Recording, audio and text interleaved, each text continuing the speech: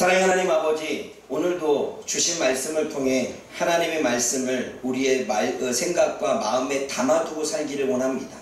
수없이 말씀을 많이 듣지만 그 말씀을 듣고 우리의 마음에 새기고 담지 못하기에 정작 우리들의 삶 가운데에서는 하나님의 말씀이 내 생각을 다스리거나 하나님의 말씀이 내 감정을 다스리거나 하나님의 말씀이 내 행동을 다스리지 못하여 여전히 예전의 습관과 방식대로 살아가고 있는 우리들의 모습을 보게 되어집니다. 하나님, 우리는 말씀을 가진 자고 말씀을 담은 자로서 삶을 살아갈 수 있도록 인도하여 주옵소서. 이 시간도 하나님의 말씀이 선포되어집니다.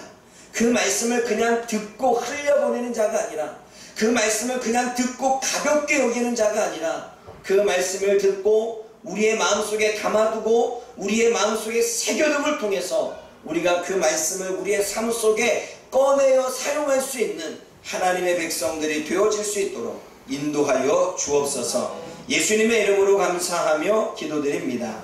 아멘. 오늘 저와 여러분들이 나눌 말씀은 이제 이삭의 삶에 대한 이야기를 하고 있죠.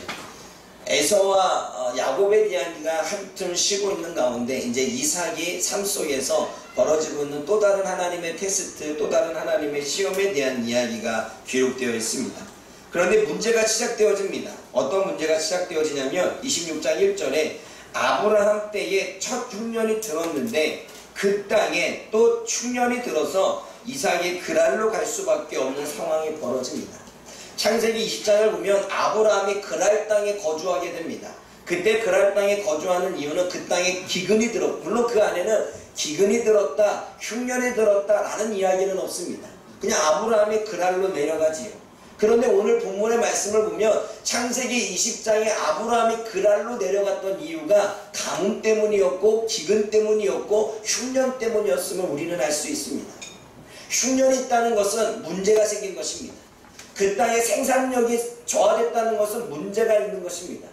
우리가 살아가는 가운데 여러 가지 힘들고 괴로운 일이 벌어졌다는 것은 문제가 일어난 것입니다. 그것을 성경에서는 흉년이라고 표현합니다.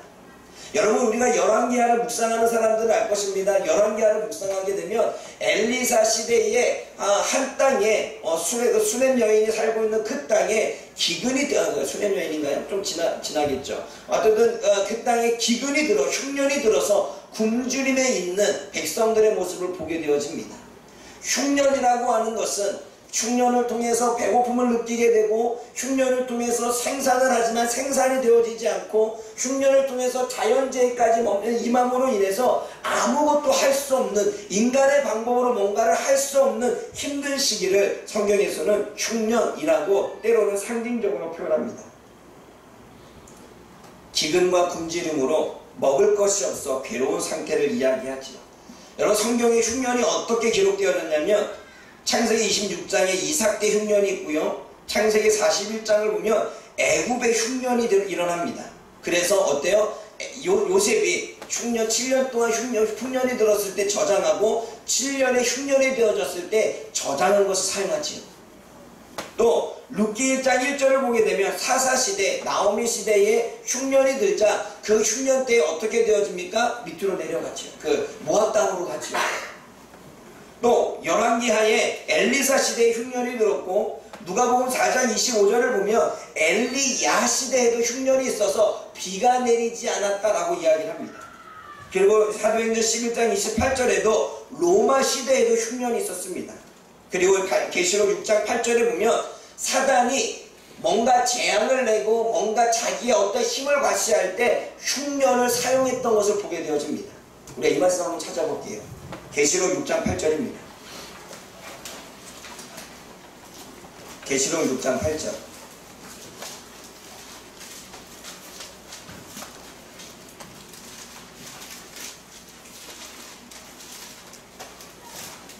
함께 읽어봅니다. 요한계시록 맨 2절 성경 뒤쪽에 있습니다. 시작. 내가 보내 초망색 말이 나오는데 그 탄 자의 이름은 사망이니 눈무가 그 뒤를 따르더라. 그들이 땅 사분의 1의 권세를 얻어 검과 흉년과 사망과 땅의 짐승들로부터 죽이더라. 사단의 도구로 하나의 흉년이 이렇게 사용되어집니다. 그럼 흉년의 의미는 뭐냐? 어떠한 의미를 가지고 있냐라고 말할 때 교만한 나라를 심판할 때 하나님은 흉년을 사용하십니다.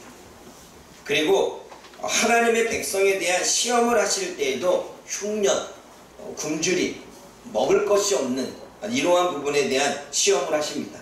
하나님의 능력을 나타낼 때에 하나님은 흉년을 사용하십니다.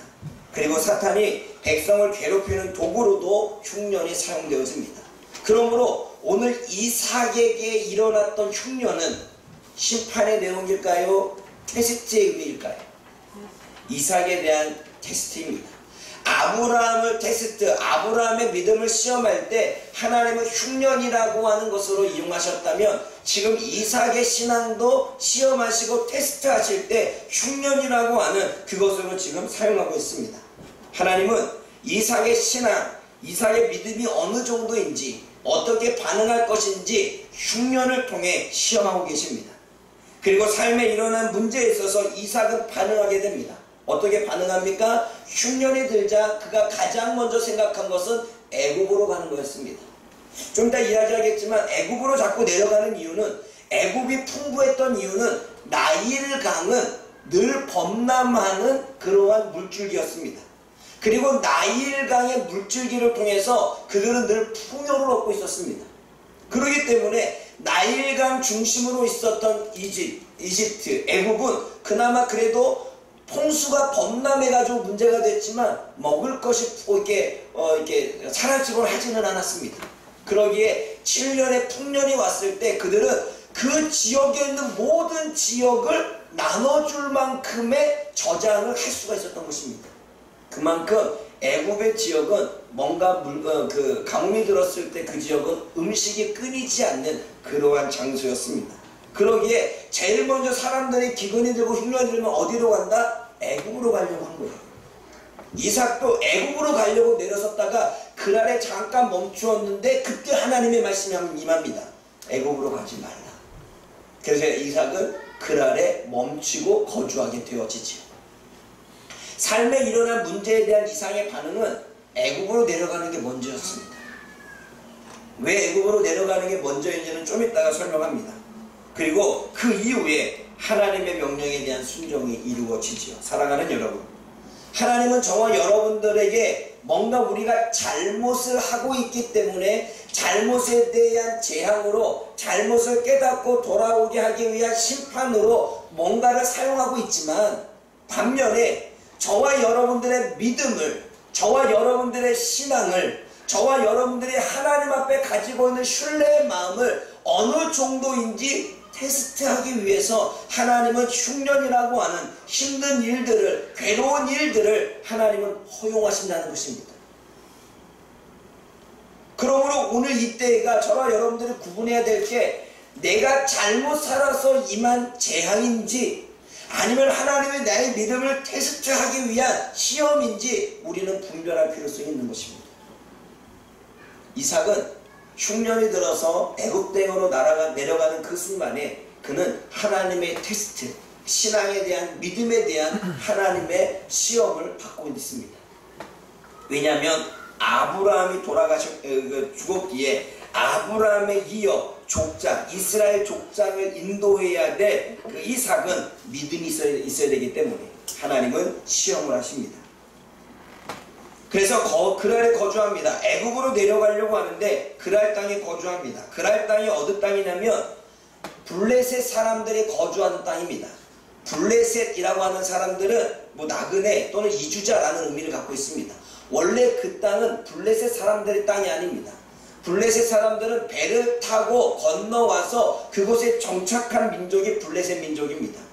그래서 그곳에 정복을 하고 정착해서 살게 되어져서 그들의 땅이 된 것입니다. 그래서 블레셋은 이주자라는 뜻입니다.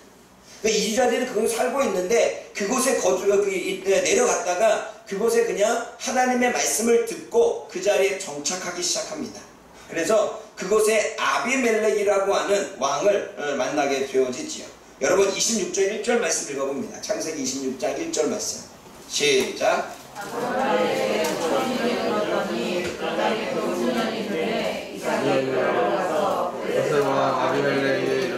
여러분 창세기 20장에 보게 되면 아브라함이 만났던 왕도 아비멜렉입니다.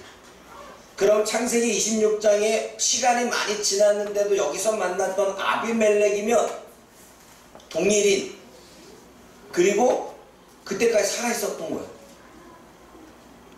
그렇게 생각하십니까? 여러분, 애굽 왕의 명칭이 무엇입니까? 바로입니다. 이름은 있지만 왕의 명칭이 바로입니다. 여기 말하고 있는 블레셋 왕의 이름이 아비멜렉이 아니라 아비멜레크. 아버지는 왕이시다. 멜레크라고 하는 뜻은 왕이라는 뜻을 가지고 있습니다. 아부는 아비라고 하는 아버지라고 하는 뜻을 가지고 있죠. 다시 말해 블레셋 왕의 친모가 아비멜렉인 거예요. 그러니까 창세기 20장에 나오는 아비멜렉과 창세기 26장에 나오는 아비멜렉은 동일인이 아니라 그냥 블레셋 왕의 명칭인 것입니다. 아버지는 왕이시다. 그러니 두 사람은 서로 다른 왕을 지칭하고 있는 거예요. 그러니까 명칭이라는 사실을 우리는 이해해야 됩니다. 여하튼 거기서 아비멜렉 왕을 만나게 되어집니다. 그런데 하나님은 그것을 뭐라고 말씀하십니까? 그 그랄에 갔을 때 하나님은 그 밤에 환상으로 또는 꿈으로 말씀하십니다. 2절 말씀 읽어봅니다. 시작. 애굽으로 내려가지 말고 내가 네게 지시하는 땅에 거주하라. 애굽으로 내려가지 말라고 말합니다. 그러면서 하나님이 약속을 하십니다. 3절 말씀 읽어봅니다.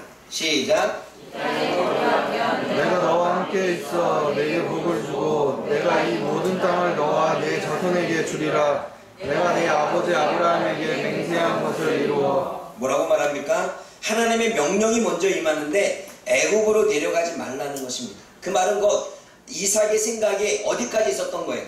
그랄을 거쳐서 애굽으로 내려가는 게 그의 목적이었습니다. 그의 목표였습니다. 애굽에는 음식이 있으니까. 모든 사람들이 그 당시에 음식이 없으면 어디로 가요? 애굽으로 가요.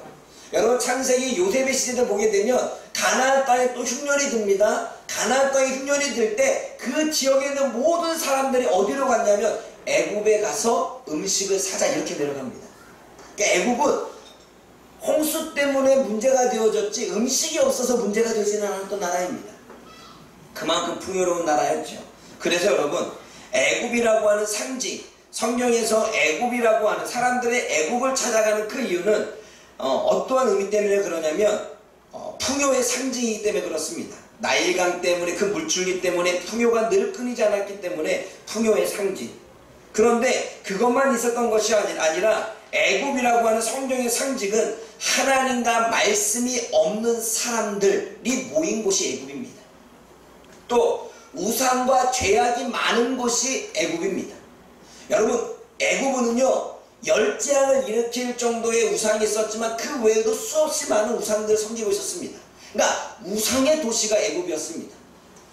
그리고 애굽에 거주하면 종으로 살게 됩니다. 어쩔 수 없이 애굽이라고 하는 환경에, 애굽이라고 하는 문화에, 애굽이라고 하는 우상 숭배에 젖어들 수밖에 없습니다.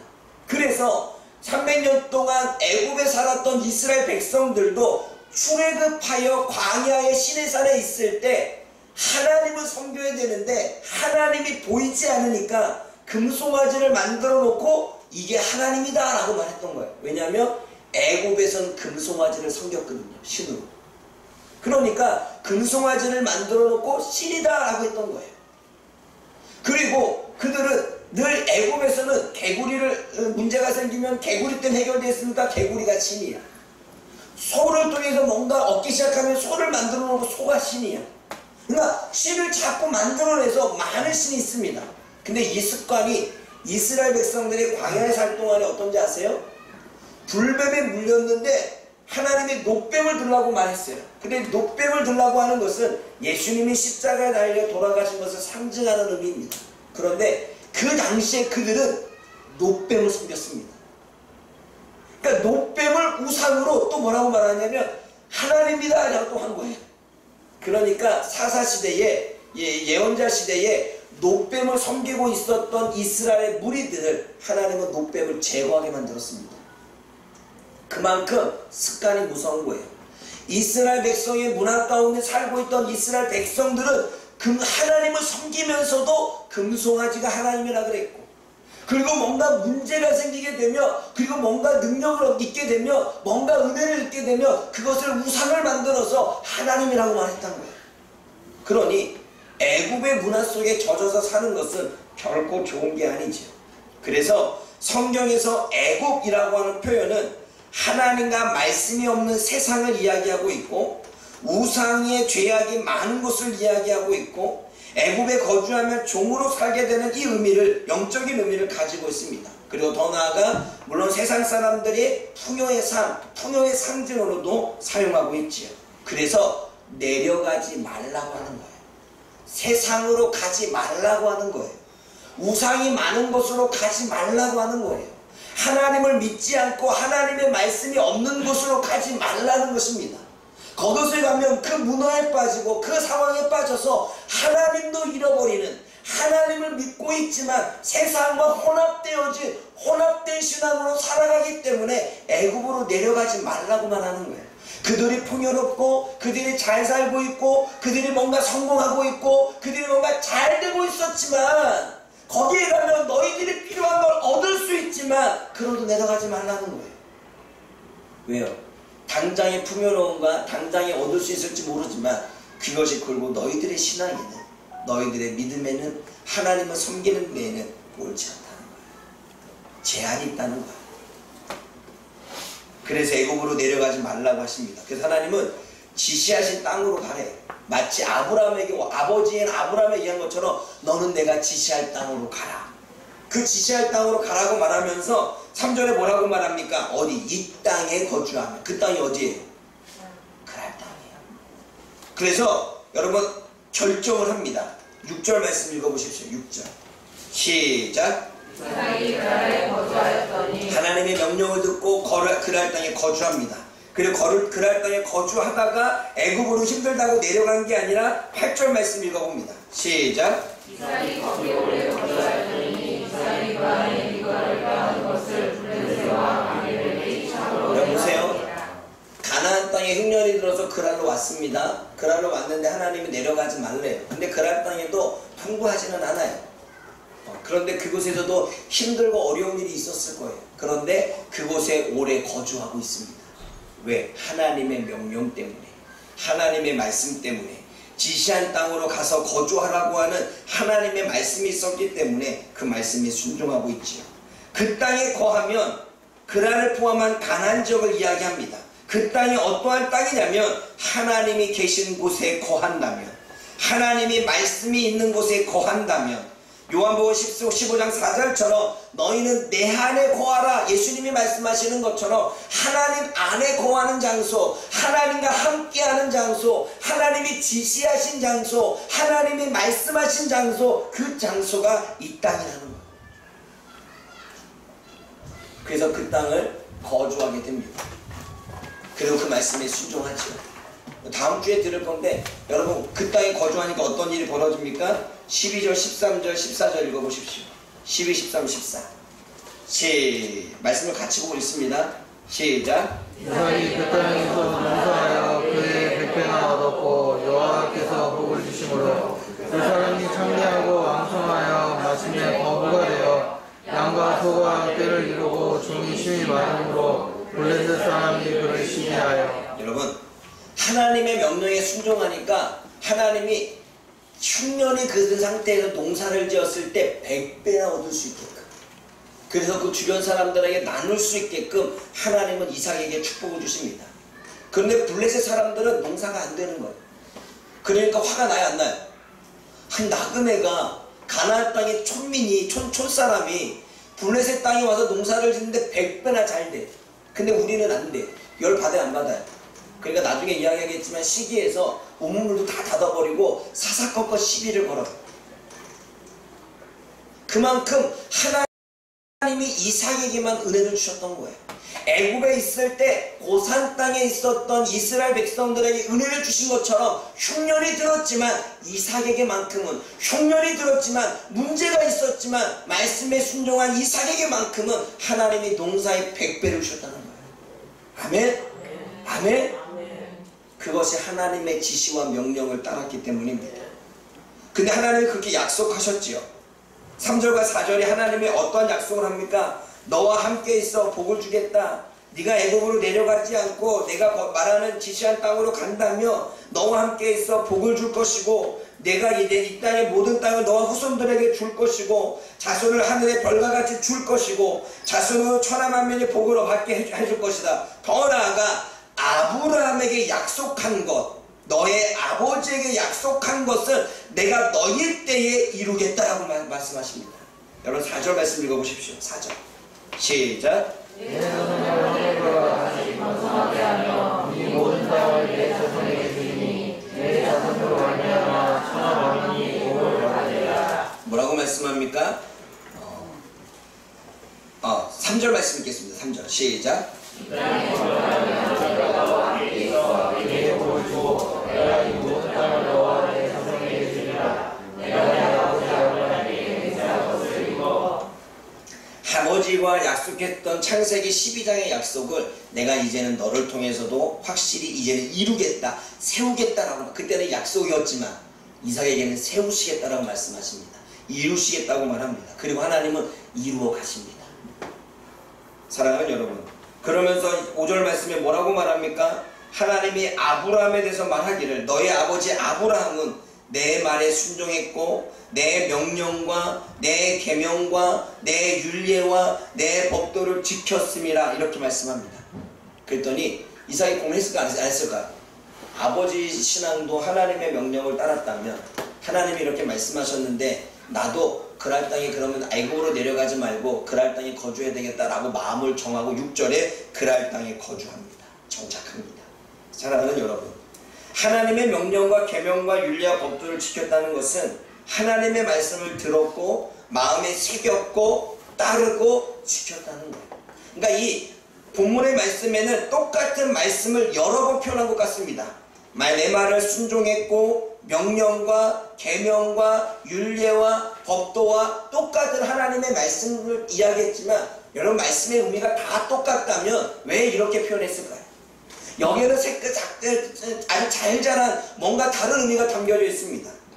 하나님의 말씀을 듣는 것, 하나님의 말씀을 새기는 것, 하나님의 말씀을 지키는 것, 하나님의 말씀을 보존하는 것이 이 모든 4가지 5가지의 단어 안에 포함되어 있는 것입니다.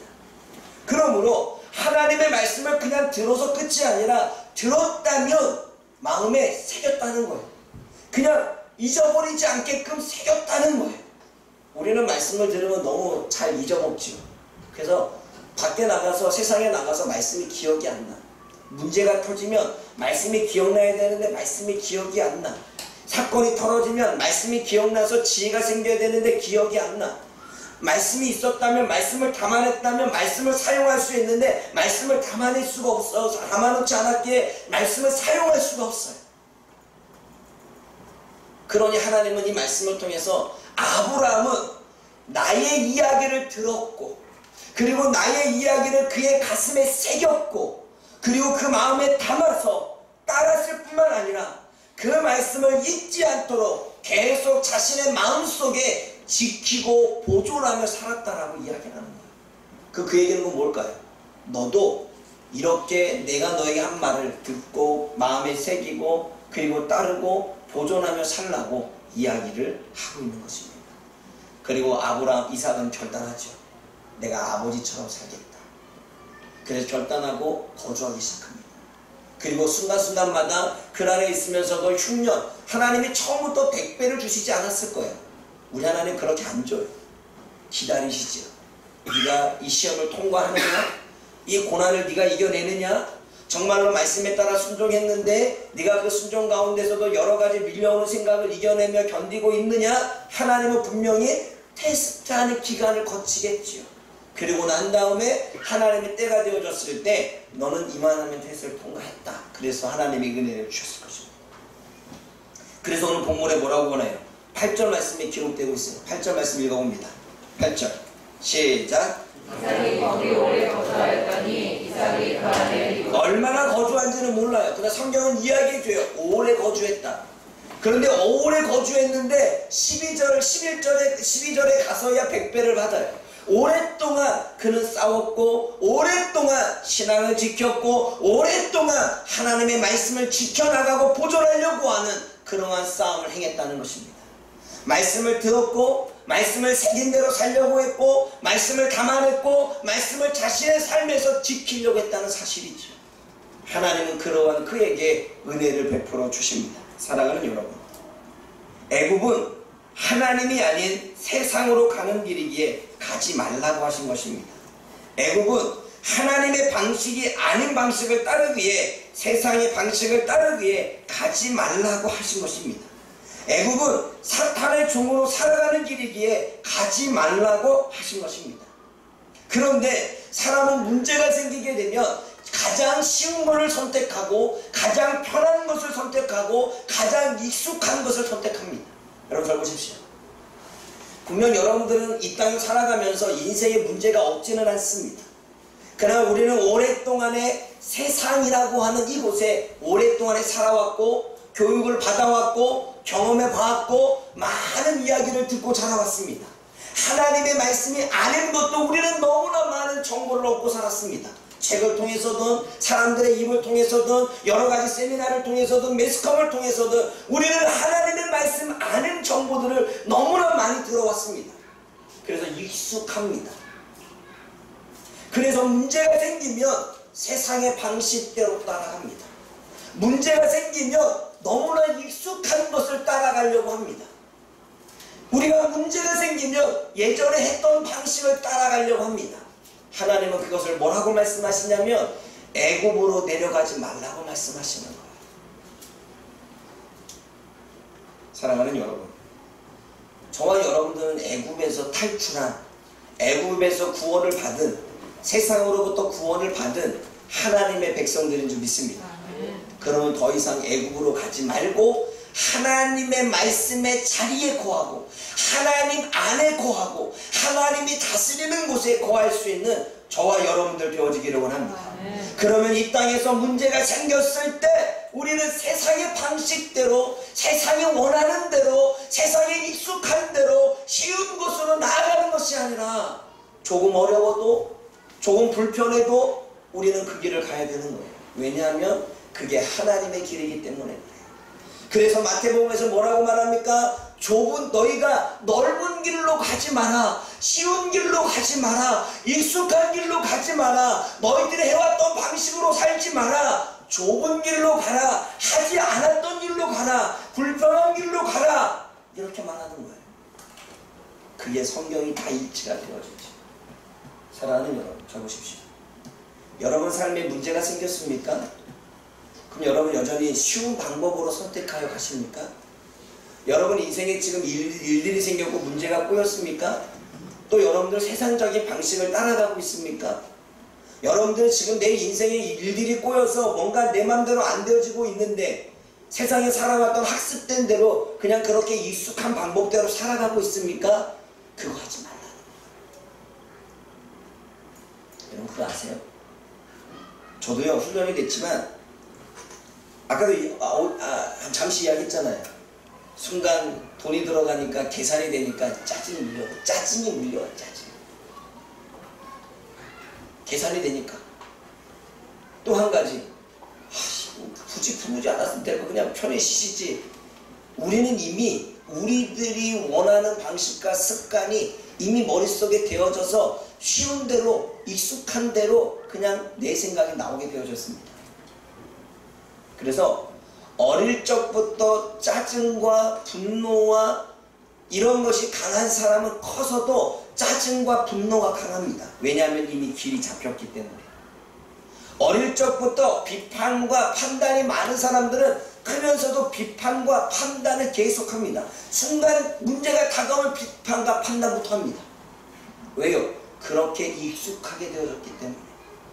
어떠한 사람들은 문제를 만나면 걱정하고 불안해하고 두려움이 먼저 가득합니다. 이것이 습관화되어졌습니다. 그러면 문제에 부딪히고 일이 생기게 되면 불안과 두려움이 먼저 옵니다. 왜냐하면 사람은 익숙한 것, 사람은 가장 편한 것, 자기가 살아왔던 방식을 따라가기 때문에 그렇습니다. 저는 이것을 이렇게 표현합니다. 뇌에 길이 생겼다. 살아오면서 우리들의 삶의 습관과 배경은 이미 길이 생겼습니다. 그래서 내가 어떠한 문제를 만나면 이미 내가 쉬운 대로 생각한 대로 길이 되어진 대로 그냥 생각해요. 여러분 생각해 보십시오.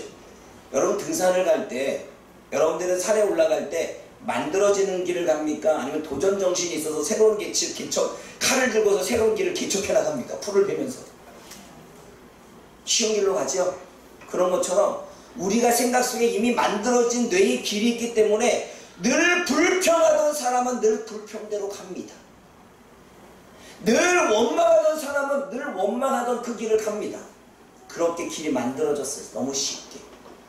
늘 두려워했던 사람은 문제에 부딪히면 두려움의 길로 갑니다. 그냥 두려워 그냥.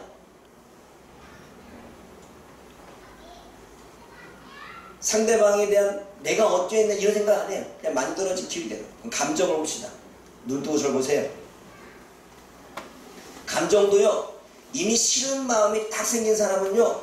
한번 길이 만들어진 대로 싫은 게 먼저 나와. 생각해보지 않아요. 싫은 감정이 먼저 나와. 한 번 더 생각해보면은 분노가 안 나와도 되는데 분노의 길이 만들어진 사람은 얘기를 듣는 순간 짜증 팍 생겨가지고 분노가 팍 나가버립니다. 왜요? 분노의 길이 만들어졌어. 이미 쉬워. 그렇게 살아왔기 때문에.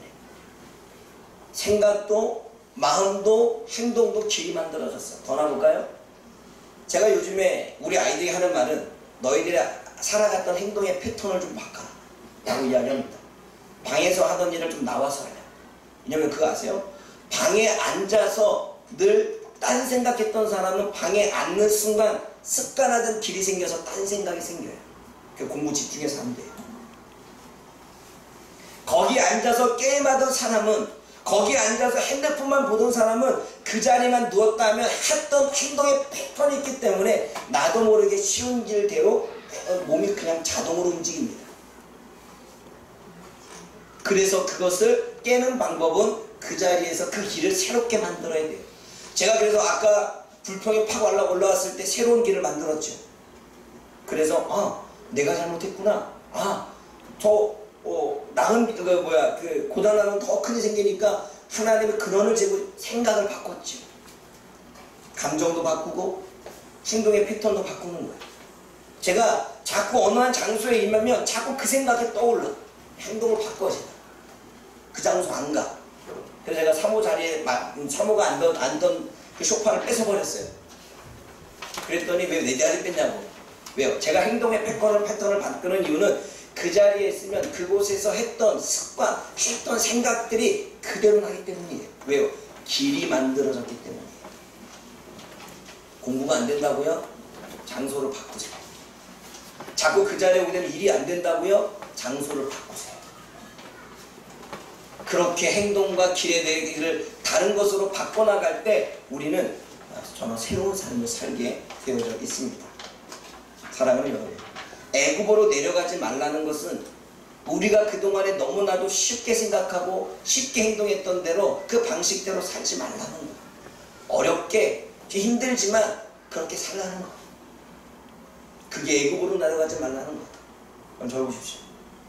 여러분들이 현재 애굽으로 내려가 있지 않습니까? 아니면 애굽으로 지금 내려가 있지는 않습니까? 아니면 지금 애굽에서 내려가서 그때 살았던 방식대로, 그때 살았던 그 습관대로 지금 살고 있지는 않습니까?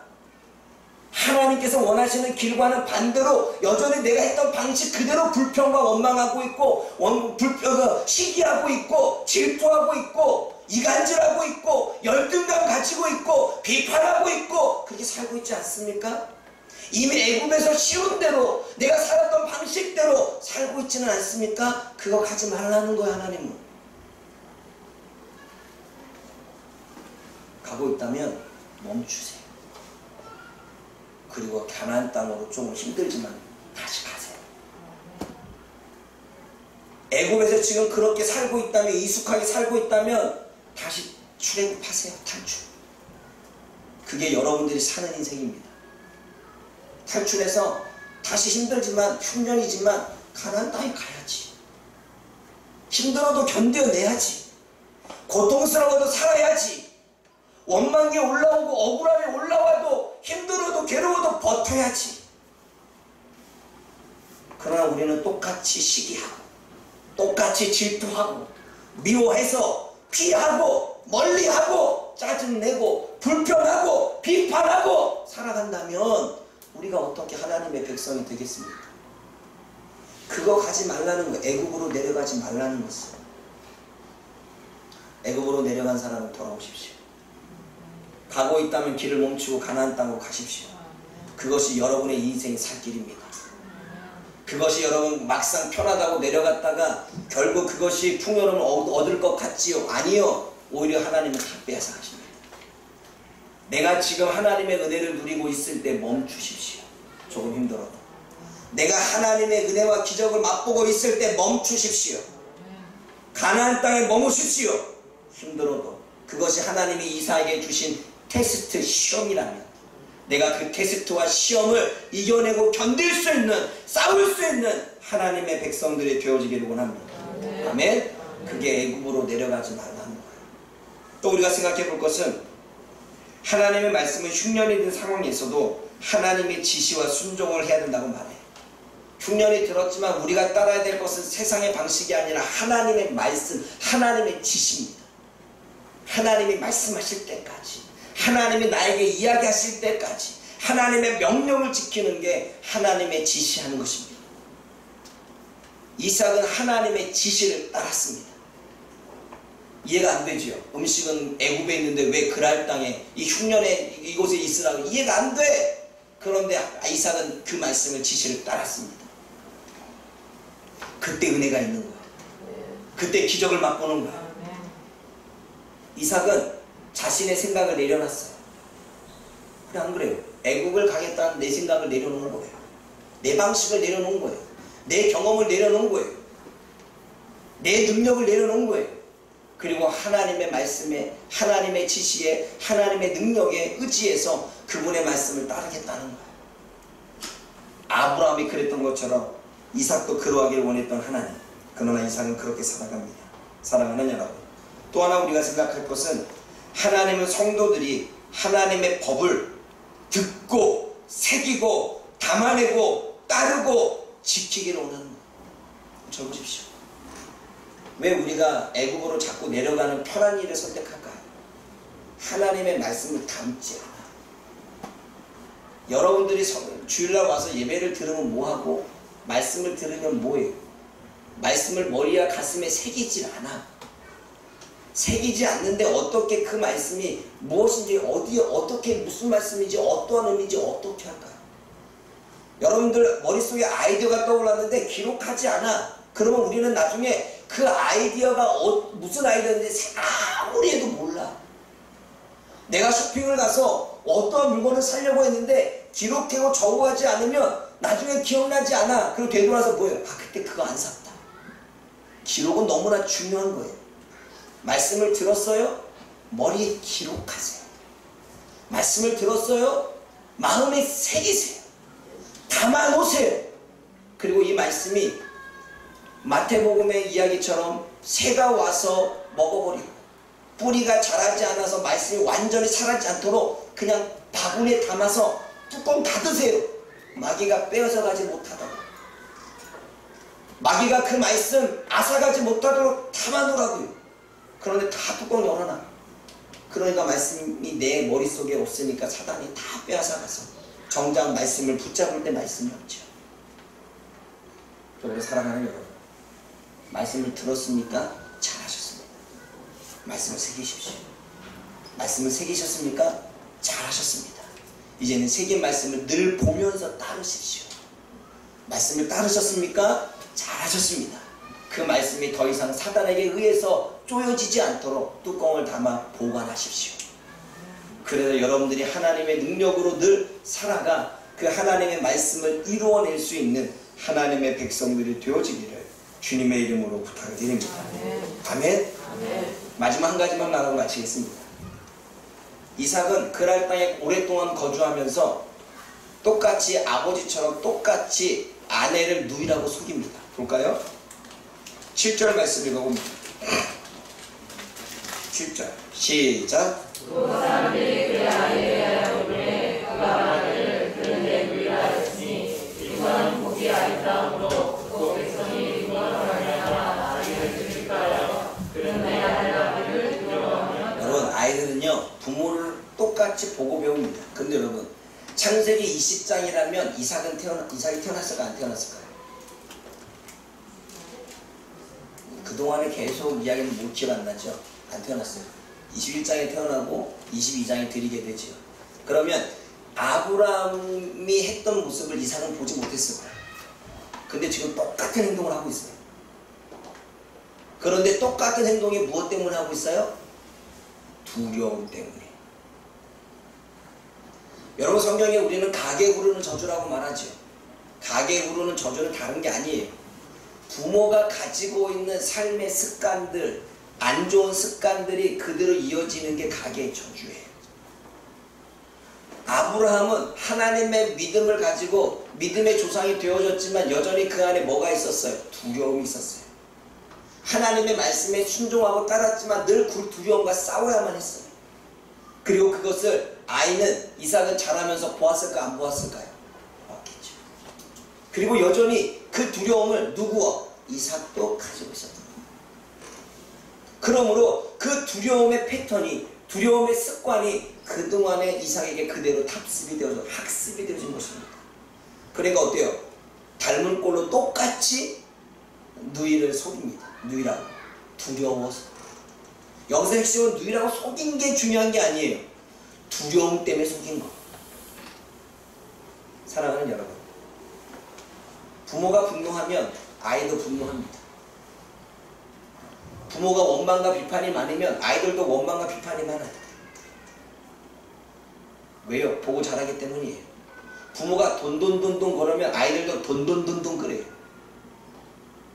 부모가 성공 그러면 아이들은 성공해야 되니까 성공해야 돼 이 생각해요. 부모가 공부 이러면 아이들은 공부에 집중해. 왜요? 부모가 가진 그대로 가요. 부모가 불안하고 뭔가 일 터지면 불안하고 두려우면 그 아이는 똑같이 불안하고 두려워합니다. 학습되어진 거예요. 그래서 그것을 끊어내줘야 돼요. 누가 먼저 끊어야 돼요? 부모가 먼저 끊어야 돼요. 권위자가 먼저 끊어야 되죠. 가정에서는 가정의 머리로 둔 남편이 먼저 끊어야 돼요. 잘못된 요소들. 그리고 부모인 모두가 끊는다면 자녀들은 이제 새로운 인생을 받기 시작해요. 왜요? 그거를 보게 되니까. 교회에서도 마찬가지예요. 교회도 안 그런 것 같죠? 담임 목사님, 이 지도자가 두려움에 사로잡혀 있으면 성도들도 뭐 할 때마다 두려움에 사로잡혀요. 담임 목사가 뭔가 하려고 하는데 물질이 없어서 하지 못하면 성도들도 돈도 어떻게 해요? 이렇게 나가요. 그럴까 안 그럴까요? 담임 목사가 늘 삶에서 편을 가르면 성도들도 편 가르기를 해요. 담임 목사가 혼자서 일하기 시작하게 되면 성도들도 혼자서 일해요. 다 지도자의 영향을 받게 되어 있어요. 그러니 누구부터 끊어야 돼요? 지도자부터 끊어야 돼요. 권위자가 끊어야 하고 지도자가 먼저 끊어야 되고 부모가 먼저 끊어야 됩니다. 아멘? 그러므로 내가 아이들의 지도하는 사람이 있다면, 내가 한 가정의 부모로서 있다면 그것이 좋지 않은 영향이라고 믿는다면 자신이 먼저 끊어내야 됩니다. 그러지 않으면 자녀들은 그대로 그것을 배우게 되고 나와 같은 인생을 살게 되어져 있습니다. 왜냐하면 나도 끊어지 못했기 때문에 그게 그대로 흘러가는 거예요. 그러면 나와 같이 살고 싶지 않다면, 아이들이 나와 같이 살게끔 하고 싶지 않다면 내 때에서 끊어줘야 됩니다. 나 때에서부터 믿음으로, 나 때에서부터 신앙으로, 나 때에서부터 확신으로, 나 때에서부터 하나님을 향한 말씀 안으로, 나 때에서부터 담대함으로, 나 때에서부터 강한 확신으로 살기 시작한다면 그것이 받게 되어져 있어요. 사랑하는 여러분, 기억하십시오. 하나님은 괜히 우리들에게 이삭의 삶을 보여주는 게 아니에요. 이삭의 삶은 곧 우리들의 삶이고, 그 이삭의 삶을 통해서 우리가 깨달을 것을 깨닫고 배울 것을 배워서 우리의 삶에서 그렇게 답습하며 살지 못하고 더 나은 인생을 살고자 하나님은 이삭의 모습을 우리들에게 보여주고 있는 것입니다. 오늘도 저와 여러분들이 이 하나님의 말씀을 기억해서 그 말씀을 감안해서 그 말씀을 보존해서 하나님의 은혜 가운데 살아갈 수 있기를 주님의 이름으로 부탁을 드립니다. 기도하겠습니다. 사랑의 하나님 아버지, 오늘도 하나님의 귀한 말씀을 또 우리가 들을 수 있도록 인도하시니 감사합니다. 들었다면 하나님 우리가 생각과 마음에 새길 수 있도록 도와주옵소서. 말씀을 새겼다면 그 새겼던 말씀을 늘 살펴보면서 따를 수 있도록, 그리고 그 말씀을 보존하고 지킬 수 있도록 도와주옵소서. 그래서 하나님의 말씀이 우리의 삶의 능력이 되어져서 하나님의 크나큰 역사를 이루어내고, 이삭도 하나님의 말씀에 순종함으로 하나님의 은혜를 누렸던 것처럼 우리 또한 우리의 삶에 그 고난과 흉년과 어려운 때를 지켜내므로 100배의 은혜를 받을 수 있는 하나님의 백성들이 되게 하여 주옵소서. 그러므로 하나님, 애국으로 내려갔다면, 애국으로 내려가는 중이라면 멈추어서서 자신의 모습을 되돌아보고 다시 신앙으로, 믿음으로 하나님 가나안 땅으로, 힘들지만 어렵지만 하나님 그것이 쉬운 일이 아니지만 그럼에도 불구하고 명령과 율례와 법도를 따라갈 수 있는, 주님이 지시한 것을 행할 수 있는 우리가 되게 하여 주옵소서. 하나님, 아직도 내 삶에 끊어내지 못한 하나님의 말씀과 반대되는 것은 무엇입니까? 그러한 모습들이 우리 자녀들에게 그대로 답습되어지고 학습되어져서 가정의 저주가, 가정의 그러한 나름대로의 어떤 좋지 않은 흐름이 흘러가고 있지는 않습니까? 내가 자녀에게 뭐라고 하기 전에 하나님, 내가 먼저 끊어내기를 원합니다. 하나님, 내가 성도들에게 먼저 뭐라 하기 전에 내 자신이 권위자로서, 지휘자로서 끊어낼 수 있도록 인도하여 주옵소서. 나의 학생들에게, 가르치는 자들에게 뭐라 말하기 전에 내가 먼저 끊어낼 수 있는 하나님 사역자들이 되게 하여 주옵소서. 그래서 하나님, 좋은 기운이, 좋은 하나님의 말씀의 영향력들이 흘러갈 수 있어서 흘러가는 그 영향력이 닿는 곳마다 살아나는 여러분들이 많아질 수 있도록 하나님 도와주옵소서. 예수님의 이름으로 기도드립니다. 아멘.